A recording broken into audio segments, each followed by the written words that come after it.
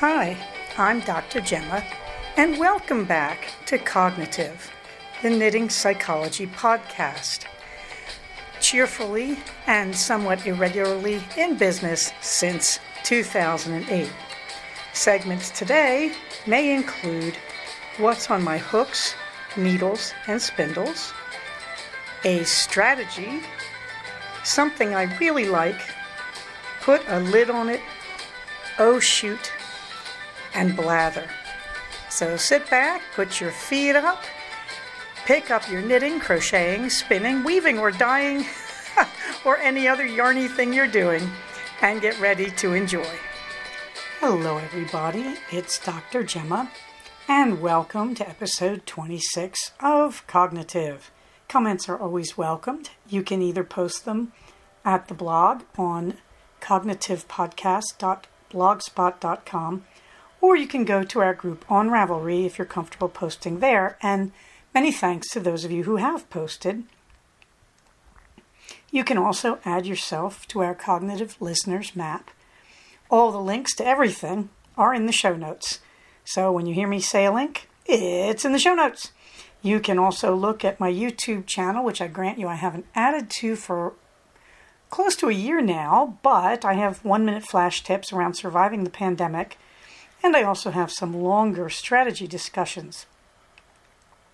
Let's see what else.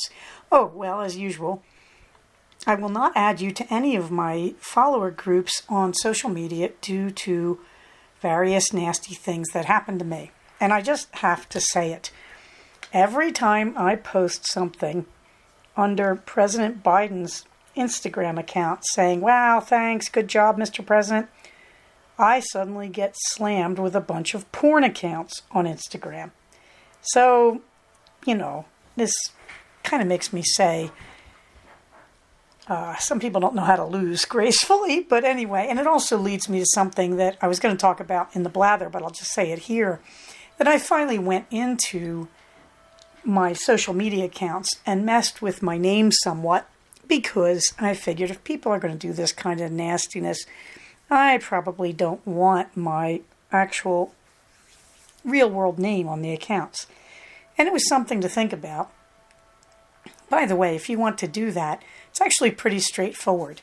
The only thing I would tell you is you have to go into the actual account and go to your settings and change your name. If you try to use a second-level account like Friendly, which will read your Facebook and your Instagram and your Twitter and your LinkedIn accounts, you can't do it through those accounts. You have to go in through the actual app itself. All right. So no, I'm not going to add you to my follower group on any of the social medias.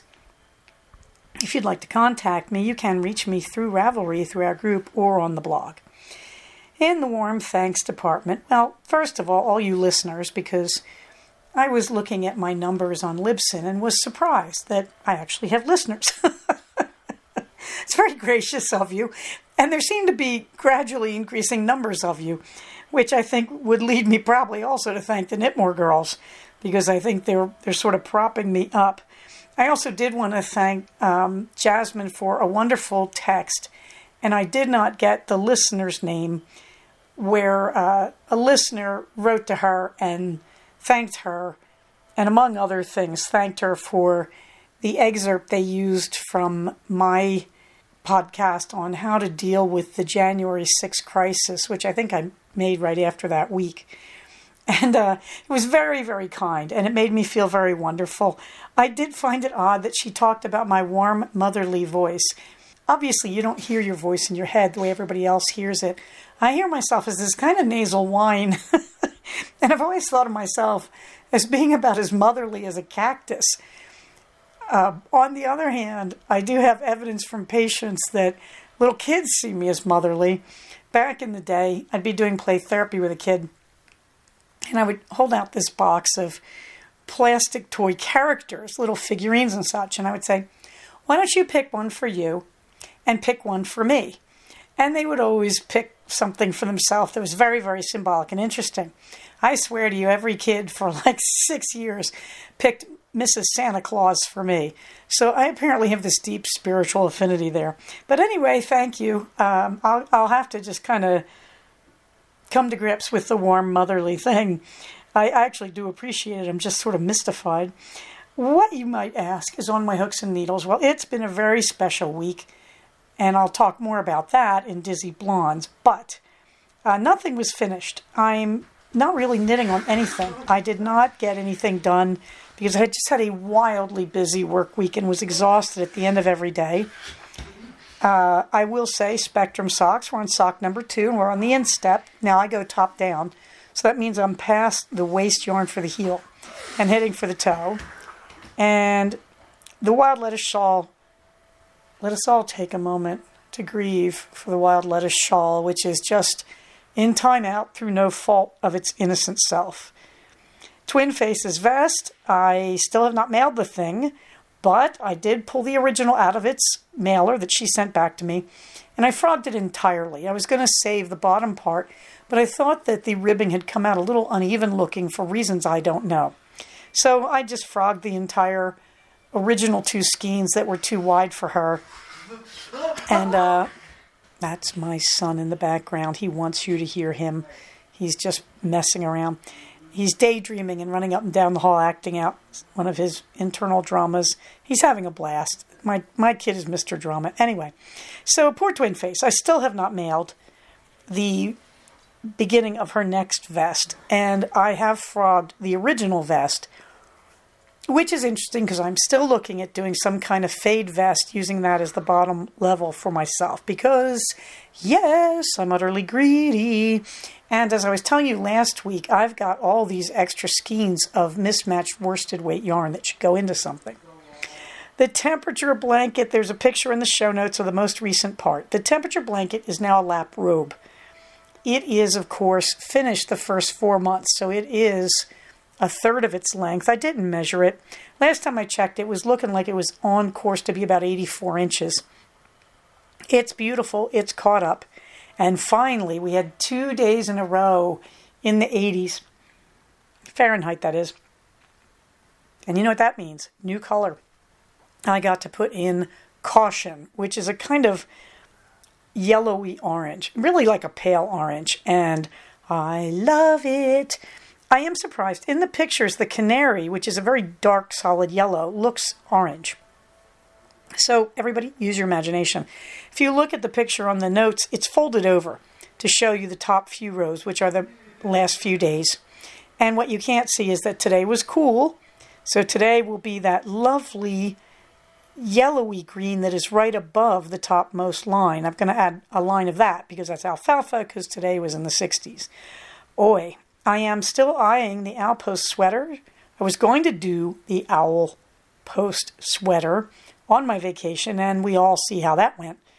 But you know, I've got this pile of yarn next to me that should be an Agnes, and it would go so fast. And I'm thinking I might want to kick that in before the hot weather begins, you know? What am I currently wearing, you might ask? Well, because as you can see from looking at the temperature blanket, we had a few actually quite cold days last week. So I've posted a picture of myself, believe it or not, this was about 4 days ago, wearing my brick sweater again with a turtleneck underneath it. And I'm wearing a cowl that is a calm cowl made out of the incredibly beautiful Malabrigo Rios in Anniversario. I'm not wearing the socks anymore. I'm really just wearing cotton running socks because it's been that warm. Dizzy Blondes. Well, it happened. It happened. I basically started using the electric eel wheel 6.0 and I ran wild with it. I did so much work on it, I actually sawed through the cotton string band that was the tensioner on the bobbin. What can I say? Friction. So I need to replace that. But before I did that, I actually spun into singles the entire pound of the Desert Churros Roving from the beautiful Sarah, there you. And I plied most of it. So tonight, I actually did take the first bobbin. Now, I was saying last week, with the singles, I could not fill the bobbin for some reason. Well, I certainly can when I'm plying. And so off the first bobbin, I got about 150, 155 yards. I double plied it because this is a fabric yarn. This is not a yarn I'm going to use next to the skin. It's more like a rug yarn. That's what I want to say. It's more of a rug yarn. And I looked at it and said, I don't need a rounded, smooth yarn like I would like for a sweater or neckwear. This is actually going to do just fine as a double ply. And the plies, of course, will balance against each other to make a stable yarn. So this is double plied. I did do one bobbin triple ply. I chain plied it because I just wanted to see it. I also drop spindled some of this. I spun a single on my drop spindle. I loaded up one of my favorite drop spindles. And I loaded up my lightest drop spindle because I really wanted to see how this would go. This is a long staple wool, and you would not think of it as something you spin very fine. Nonetheless, it did beautifully on my drop spindle. And so that went into a double ply as well. If I had been thinking, that's what I would have triple plied actually. But the triple ply, well, you can compare them side by side. Maybe I'll take pictures of that later. If you want to see what double plying versus triple plying looks like. Double plying is what weavers prefer to use. It gives a good flat yarn that weaves nicely. Triple ply is better in knitting, that you get a nice soft rounded yarn with bounce that goes nicely against the skin. So you can hear I'm probably going to weave this stuff. Also, that's how much I'm going to have. I mean, I expect to get maybe 400 yards to make a very nice scarf. I don't expect this to go a lot further than that. So weaving is actually a really nice use for it. So if you look in the show notes, you can see the picture of my little electric eel and also the picture of 3 different bobbins of the plied yarn. The smaller white bobbin on the far right is the one that's triple ply. Maybe I'll do some comparison pictures later. I love, love, love, love, love this wheel. Just love it. Okay, on to a strategy. Now, we did the basic distress tolerance skills, and then we've talked about radical acceptance and mindfulness on both sides of it. But I wanted to go to a slightly bigger step back and talk about willingness versus willfulness. And this is very important in dialectical behavioral therapy. Because one of the problems is you get patients who are unwilling. And they don't know it. I mean, it's not like they're consciously doing it.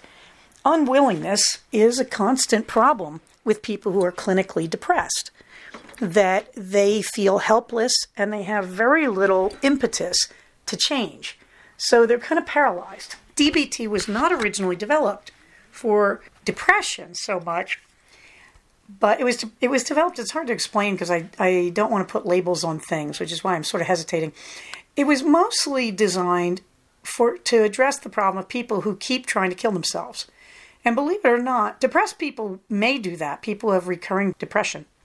But there are other people who do it, impulsive people, people who have difficulty trusting other people and forming a core personality do it. So those people, really, if you can't trust people, suicide's going to look pretty good to you. So you can hear the problem. But those people also feel betrayed. And so when you say to them, we're going to ask you to change yourself, often they're on an agenda of blaming other people, which they might be justified in doing, by the way, but they feel like if you ask them to change, you're somehow punishing them. You're making the victim the person who has to do all the work. The reality is, though, did I mention the world isn't fair?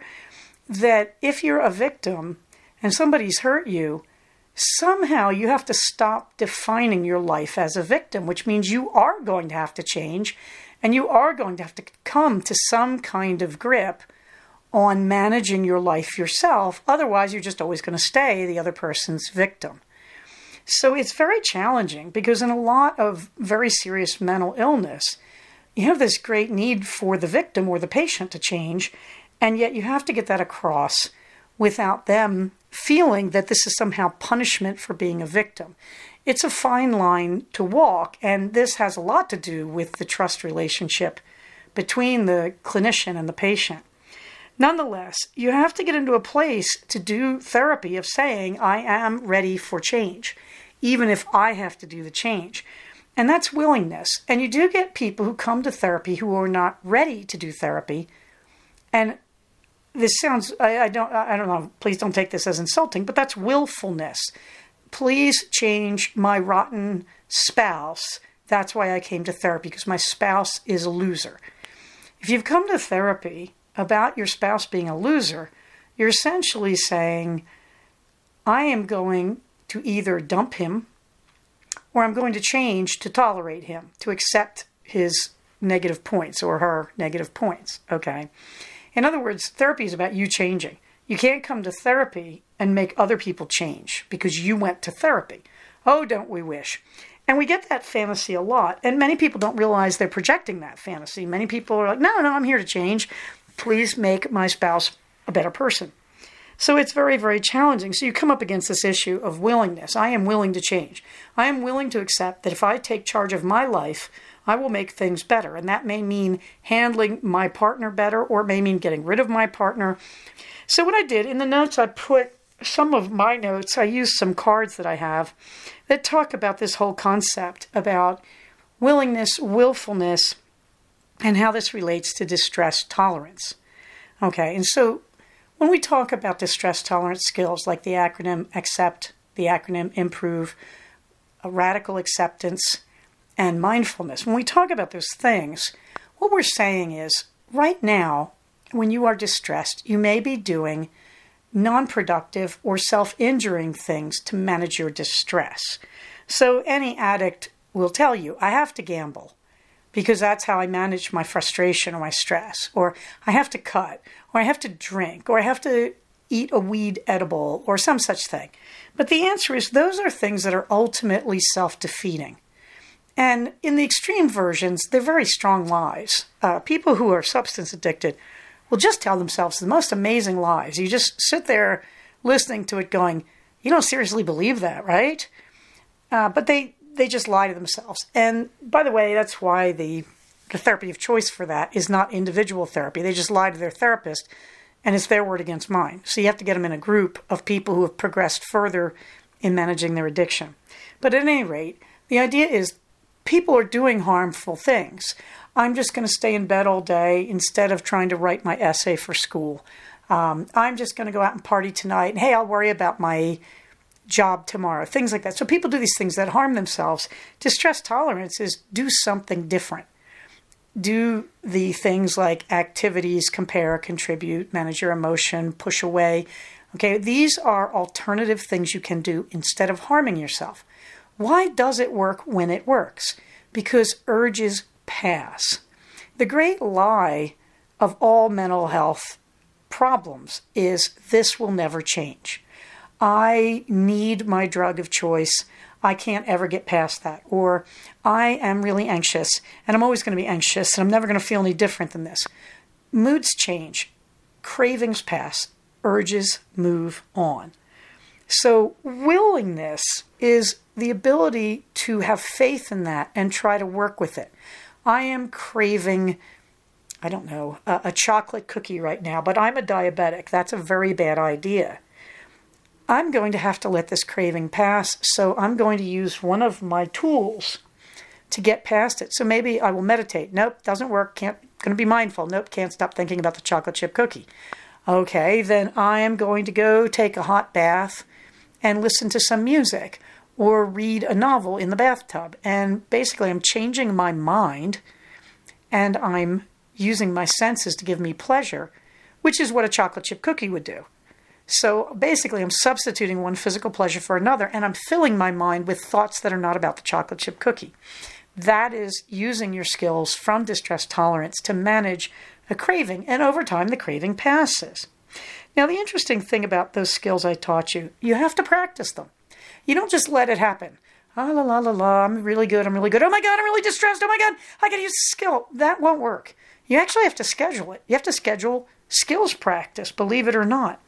Because a lot of people have great intentions about using these skills I teach them, and then they don't follow through, and then when they need the skill, they don't really have a sense of how to use it, okay? So you actually have to practice your skills daily. This is why we tell people to meditate for 10 minutes a day, twice a day. So if you want to get mindful, you practice focusing your mind on one idea, okay? When you are in the shower, you're practicing the sensory skill from the acronym ACCEPTS. you can actually get in the shower and enjoy warm water and think about how good this feels and use it as a chance to bring yourself to mindfulness, to focus on this moment. You can practice your skills, okay? You also want to practice all your skills. So most people, when I teach them skills, will say, oh yeah, I use the one thing skill from Improve, focus on one thing. I use that all the time. Well, then there's that horrible day where they're trying to use the one thing skill. I can't think what to do. My kid is screaming in the background. I've got to call my husband. We've got this bill that's unpaid and the bank's closed and whatever. Okay, and they can't use the one skill because there's just too much stuff going on. This is when you need to have practiced the other skills. You want to diversify your toolbox. Okay, so I'm a big T from Accepts. I use thought stopping all the time. I use meditation and mindfulness practice quite a lot, which is just sitting and meditating or using music to meditate. I use the A from Accepts, which is I use another activity. When I can't control my thinking at night, I will put on a sleep story on the Calm application on my phone. Okay, so I'm going to use the A and the T, and I use the O, the one thing from Improve. What else? I use Push Away a lot. Okay, and so I have to practice the other ones that sometimes I say, I'm really upset. This would be a good time to contribute. I'll make some brownies. My kid will be happy. I may still be upset, but my kid's getting brownies. The household's going to feel better. Okay, you have to practice the other skills. Also, you have to be ready for gradual change. That these skills are gradual. You're going to struggle with some of your cravings, and you may not always win. But you have to believe you can go back and try again. You have to believe that you're sort of digging away at this. One of the things I say to patients a lot, they'll say, well, I'm still depressed. I'm using all the skills and I'm still depressed. And I'll say, look, here's your life.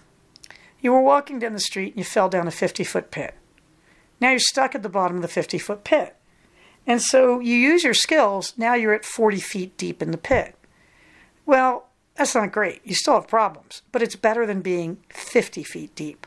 You're closer to getting out of the pit. Okay, and that's the way you have to look at it. The improvement comes gradually. These things are gradual. These are emotional and behavioral changes. These take longer than just getting a vaccination. Okay, but we don't have a vaccine for drug abuse, for depression, for anxiety. We really don't. These things are slow change no matter how you address it. And so we know you can use behavior really successfully. So these are the sort of background things you need to know. Now that we're talking about distress tolerance, now that you've heard about it, before we can move on to the next set of skills, which are about how you live your day-to-day life and are going to seem very commonsensical after distress tolerance, you'll be pleased to know. But before we moved on to that, we have to put it all into a context. And the context is you have to push and push and push to keep yourself in a place of willingness to change. And that's really challenging. I do a lot of domestic violence work, sadly. And again, you can imagine telling a domestic violence victim that you want them to change. And they say, well, he hurt me. Why am I changing? And the answer is because you can't spend your life as his victim. You have to develop an understanding of yourself as someone who survived great abuse. But to be a survivor, you're going to make changes in your mindset. And you can apply this to all sorts of mental illness. I mean, if you see yourself as a depressed person, you're going to have to make a change in your headset to believe, I am a depressed person, radical acceptance, but I am also able to manage my depression. And when I get into a really bad period of it, I'm able to endure it until it passes. And the same with anxiety. I can calm myself and keep myself stable until this passes. PTSD, I'm having flashbacks, I'm having problems. Okay, they're not going to last forever. You can ride it out. There are other treatments for PTSD, but these are the distress skills for PTSD as they are for any other problem. Okay, so that's a lot of strategy. I hope that helps. Let's roll right along. Put a lid on it. Well, no real cooking this week, so much for the contribute skill. Oh, shoot. Okay, I have to admit it.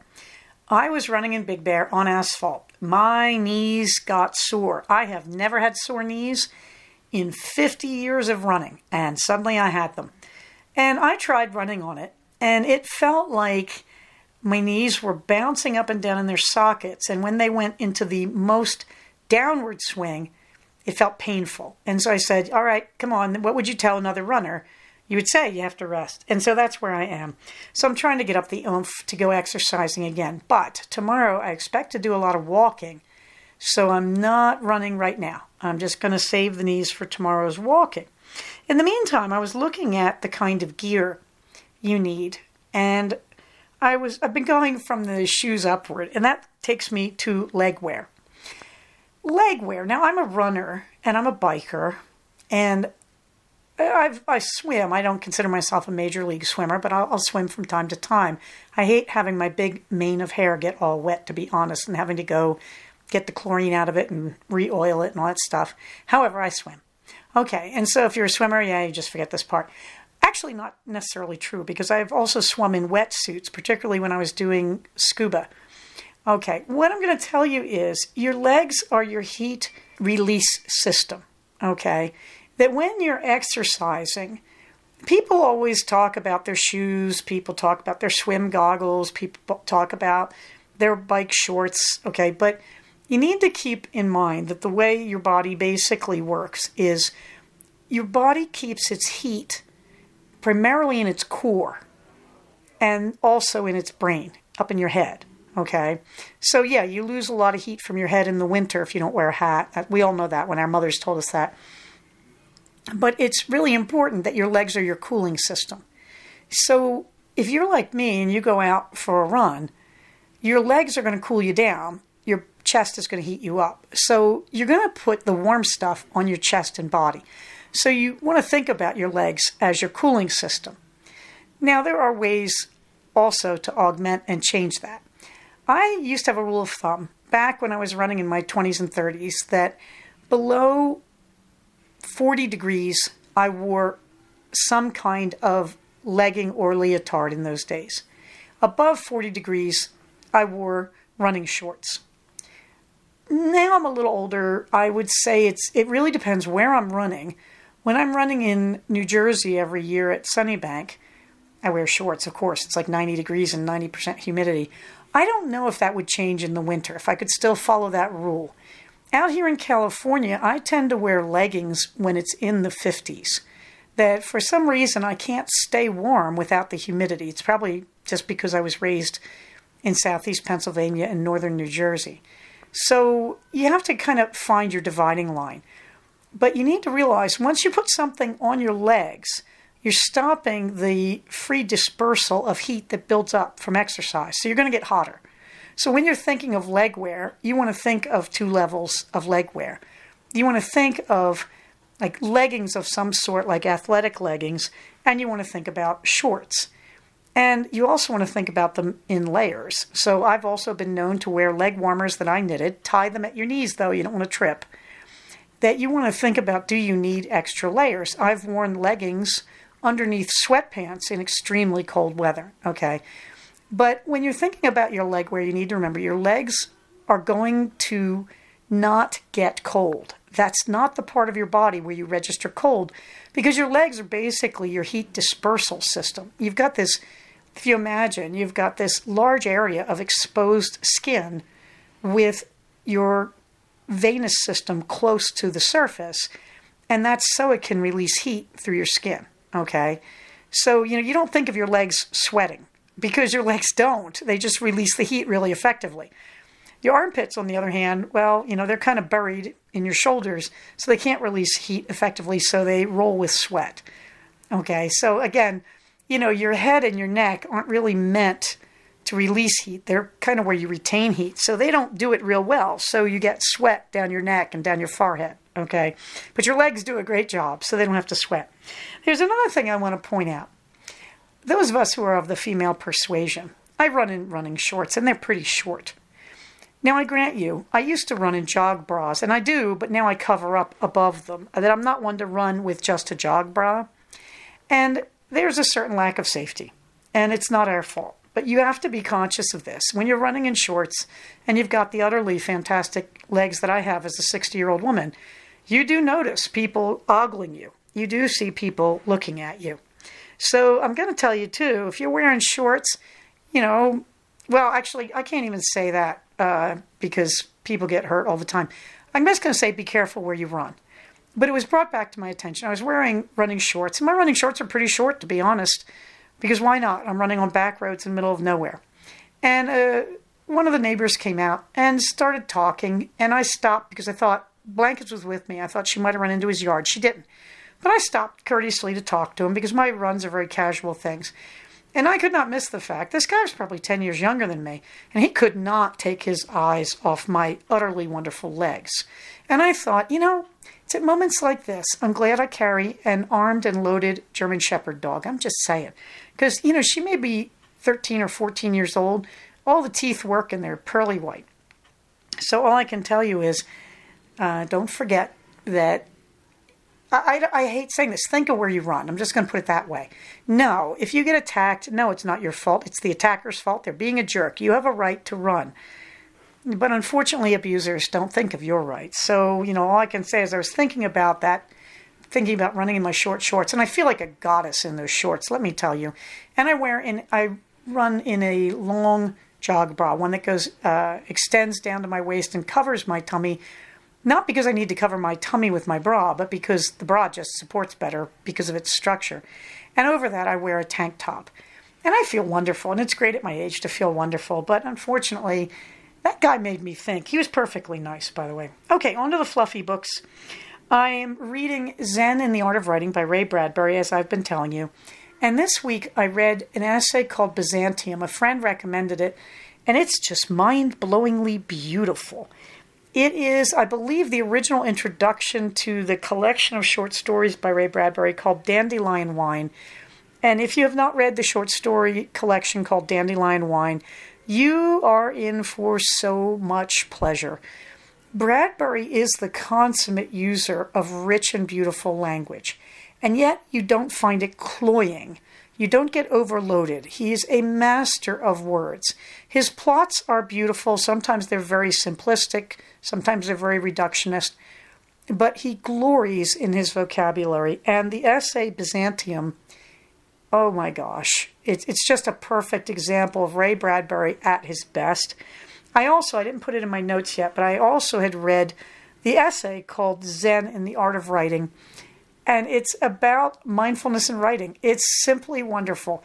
If you are really interested in mindfulness, Ray Bradbury could teach you a lot. And the essay, Zen in the Art of Writing, in the book, Zen in the Art of Writing, is so worth your time.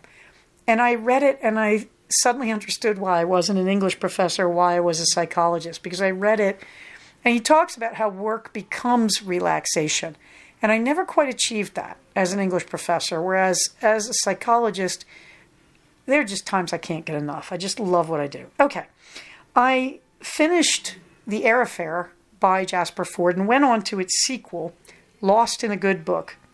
And I'm listening to that on Audible while I knit and crochet. And you really want to read it on the page first, because Fforde plays games with words on the page. If you've ever read Tristram Shandy, 18th century novel by Lawrence Sterne, you'll have an idea what I'm talking about. Or if you've ever read Virgil in the original Latin, when you look at the way Virgil does word order, Jasper Fforde is doing that for the English language.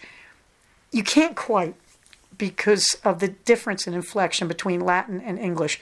But if anybody gets there, it's Lawrence Sterne and Jasper Fforde. So please, if you're going to read the Thursday Next series by Jasper Fforde, 2 F's, F-F-O-R-D-E, please read them on paper first. I read them on paper and I can hear the jokes going by. You will totally miss the footnotophone thing in Lost in a Good Book if you listen to it on Audible. You won't understand why Thursday is hearing voices in her head. And she's not. They appear as footnotes in the text. But you read them and it is played as, when you read the footnote, that's Thursday hearing it in her head. You really, really have to read Jasper Fforde in print before you listen to him. I also was thrilled to tell you last time that there's a new Sebastian Sincere novel out. It's called What the Devil Knows. And I started that one too, because I have to have a book that I'm reading full bore. And so that's the Sebastian Sincere ones, because I haven't read this one. I'm actually caught up in the series. I think this is like number 14 or 15. And then I have to have my listening book, which right now is the Thursday Next series. And then, of course, I have my gourmet book, which is Zen and the Art of Writing. Links in the show notes. So, something I really like. The Picture This app. We moved into this farm, and the previous owners dressed it up to make it saleable. They did a very cheap job, and a lot of what they did broke down. However, some of the plantings were very good. So we had mystery plants all over the property, and we wondered what they were, including the mystery weeds, the mystery, this might be an herb, or it might be an invader, or it might be both. We had all sorts of mystery stuff. And so finally, last summer, I believe, I got the Picture This app, which is called Picture This, and you point it at any plant, and it takes a picture of it, and then it uses the picture to identify the plant. I have a subscription. You pay like $10 a year. It's nothing. And that will let you store your plants so that you can keep a record. You know, you think, well, after you've done your own property, is this really worth it? Yes. Yes, yes, yes. It has been really an education. My knowledge of botany and horticulture is really lousy. I used to garden when I had a house in Washington State, in southeast Washington State. But down here in the desert, there's not much to do, except be overrun by desert weeds, which we are. So, you know, I knew I had a jasmine plant, and that's about it. Then we had other plants that we thought were this, we thought were that. So if you look in the show notes, at the head of the show notes, I have a picture of our beautiful locust out by the driveway in its pink bloom. I say that because it starts pink, and by this time, it's looking white. So that's in its first bloom. It's a Chinese locust. And this, of course, let me identify that giant thing overgrowing the front entryway is a Chinese hawthorn, which, of course, I named Nathaniel because you have to. So we have Nathaniel the hawthorn. And, of course, I discovered we had the wisteria, which my son unfortunately chopped down. However, the wisteria is coming back. My beautiful Audrey 3, my beautiful wisteria that covered one entire side of the patio and shaded us from the direct sun from the west, it's coming back. And it's coming back like gangbusters. It's not going to fill in the space this year, but, 2 or 3 years it might. So, of course, it can't be Audrey 3 because we thought he killed her. So now it's Audrey 4. So Audrey 4 is coming back. And will we get blossoms this year? I doubt it. We might get a few near the top. Even so, in the winter, Audrey 4 was about 5 inches high. Audrey 4 now is about 3 feet high and is just thriving. And I know all this because of the wonderful Picture This app. But it was fun. Once I figured out what all our ornamentals were, and then I figured out what our weeds were. And also, I want to point out, there's another thing going on in my garden, and it makes me very happy. My garden, such as it is, here in the desert. I had this very unusual person in my office a while back now, 4 or 5 years ago.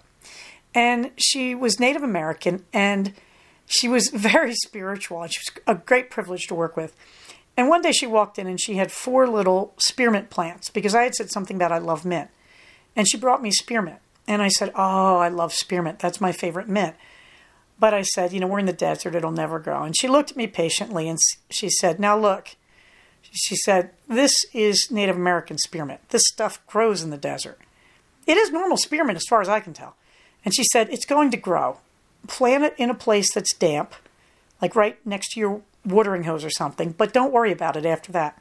So I planted it, and it was near my outlet from our dryer, and it grew, and then it just crashed and burned, like just died. And I said, okay, so much for that. And to my surprise, next year it came back. Okay, here we are. This year, I don't know what it was about this year. It certainly wasn't a wet year. The things have exploded. The bank of spearmint is probably about 6 feet wide and very high and bushy. It completely surrounded and overwhelmed the dryer vent. I don't even know where that is anymore. And it's killing these giant mustard weeds that were killing everything else all these years. And it's heading on one side towards the jasmine, and on the other side towards Nathaniel the hawthorn. And I'll tell you, I'm in love with it, and I'm thinking seriously about transplanting part of it over to the other side of the patio, of the front porch patio, so that it starts to get into the honeysuckle bed. Because the honeysuckle will hold its own. It's a weed too. Gorgeous orange honeysuckle that brings hummingbirds. But there's lots of mustard and horehound in there that are basically weeds. As for the whorehound, I keep wondering if this is a usable whorehound, so I need to do more research. Anyway, all of this is courtesy of the wonderful app called Picture This. It is on the Mac platform. I do not know if there's an Android version, but I hope for your sake there is. So the blather. Well, let's see. I already told you that I changed my surname on Facebook, and I'm very, very happy about that. Meanwhile, I'm home. That we came home from Bakersfield. Now, as I record this, it is Sunday, May 2nd. So we came home from Bakersfield a week ago, actually. But you won't hear that in the last podcast so much. So, because I think I recorded that on, I don't actually know when I recorded that, and I may have recorded that on Sunday a week ago. Anyway, we're home from Bakersfield, and it was a grind of a week. That I have a lot of new patients, and now there's no distractions, and I'm home in my study, my studio, and I'm seeing all the new patients. And there's, as usual, some of them are just really great fun, and some of them are going to be challenging, and so it's been very stressful. So I haven't been knitting because I've just been exhausted. I haven't been running. I've just been exhausted. I just see my 6 patients a day, sometimes 7, and then crash and burn. However, things are so much better at work because now we've just faced up. I am a telehealth clinician, and there are others in our practice who are pure telehealth. So that's really lovely. The other great news, we finally got a stimulus check. Now, there's a reason this has gone so far south. My husband mailed our 2019 taxes in, and he was delayed, so he took an extension. So first of all, the extension hit during the quarantine, and the IRS suddenly didn't have workers. So anybody who took an extension got hammered. And then, if you mailed it in by post instead of e-filing, they basically told us, abandon hope, all ye who enter here. So he filed probably in, June or so of 2020. They finally completed our income tax from 2019, which is great because the 2021, I just basically said, man, you're getting this done on time or you're getting a divorce. But our 2019 was very complicated because I had held 5 different jobs that year. And that was part of his problem. I can't really blame him. And we changed insurance. All sorts of stuff went down. 2020, thank goodness, was blessedly simple. I was in 1 job. So, it was a short form, pretty basically, and very few deductions, and it got filed. And so now we got the 2019 done. And so the stimulus check from Joe Biden showed up first. But the other checks are counted into our 2020 return. So hopefully we'll be getting those via the return as soon as those are e-filed. We had difficulty with our first e-filing attempt because the 2019 had not been processed, so they wouldn't take the 2020. So that's solved. So, oh my God, I'm so grateful we got a stimulus check. I'm so grateful because that's going to pay taxes for 2020. Well, it's going to pay a large part of our taxes. And then after that, if we get the others, it's going to probably, a lot of financial burden off this year, which means we can work on saving, and it's just, what a relief. So, there's a picture of part of the check. I don't want you to see my name or the bank or any of that stuff. Okay, so we are really, really happy.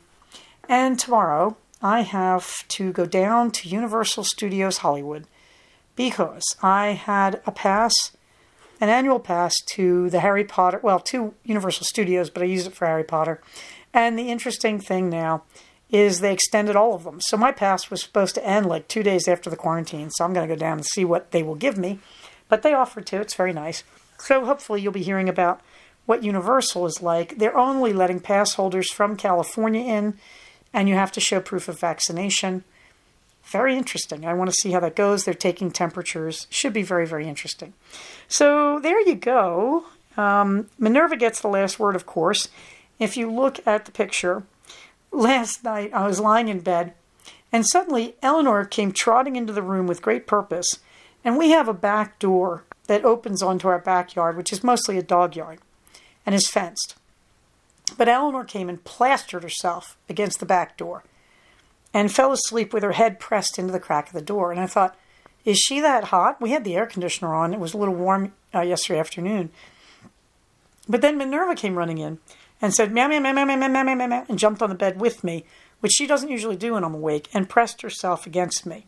And that's when I heard the coyotes yipping. So, if you think your pets don't know what coyotes are, I'm here to tell you. Eleanor is against the back door because she's going to kill them. She's pure 100% Highland Collie. She's like, somebody's out there and they're threatening my sheep, so I'm against the back door here. The minute you open it, I'll go out there and rip their lungs out for them.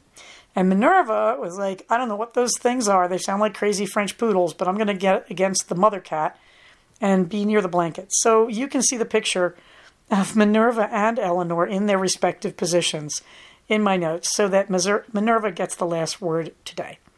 So I think that's about it. Hopefully I will be sending you kudos from Universal Studios next week and have some exciting pictures. But you can enjoy our beautiful locust and you can have a look at my projects. And maybe with any kind of luck, tomorrow I'm going to go to Universal and I'm taking my knitting. Oh, yes, I am. They let you do it. I can't wait. I'm taking my knitting and I'm looking forward to hanging out in the 3 broomsticks, wearing my Gryffindor cloak and carrying my wand and just sitting there and knitting and eating a salad, after which I will go exchange my pass and see what they'll give me. To my surprise, I told my husband, he doesn't have a pass. His and my son's expired before mine. And he said, oh, there's so many good things to buy there. And I was so surprised. And the answer is no. They have great sweaters. They really do. But the last time I brought sweaters from Universal, they were high-quality Pendleton Scottish mill-made sweaters, beautiful things. I brought them into my house, and they brought moths. So no more HP sweaters unless I make it myself, which might be a fine reason to buy some good, soft, frothy gray sock yarn and make myself, oh well, I daydream. I'll post sweater first. Anyway. So I hope you're all doing well. I really appreciate your coming along with me on this particular ride, as it were. Please remember, we are in the pandemic. There are variants. You still have to be careful. We're not 100% sure that the vaccine is going to solve our problems. And there's a lot of idiots who aren't going to get the vaccine. So we're not going to reach herd immunity at this rate until the herd, unfortunately, is thinned somewhat through stupidity. So all I can tell you is please get vaccinated. And even when, like me, you've been vaccinated more than 2 weeks, you need to wear your mask. You need to wash your hands. You need to socially distance. Most of all, you need to stay safe, take care of each other, and I'll talk to you soon. Bye-bye. So we have come to the end of another episode of Cognitive. Please do not use this podcast to diagnose yourself. If you think you are having a mental health problem, please contact a licensed mental health professional. Show notes for these episodes can be found at cognitivepodcast, all one word, .blogspot.com. Episodes can be found at iTunes under the name Cognitive Podcast, but also can be found posted next to the show notes on the Blogspot page. Thank you so much for listening. Everybody, stay safe, take care of each other, and I'll talk to you soon. Bye-bye.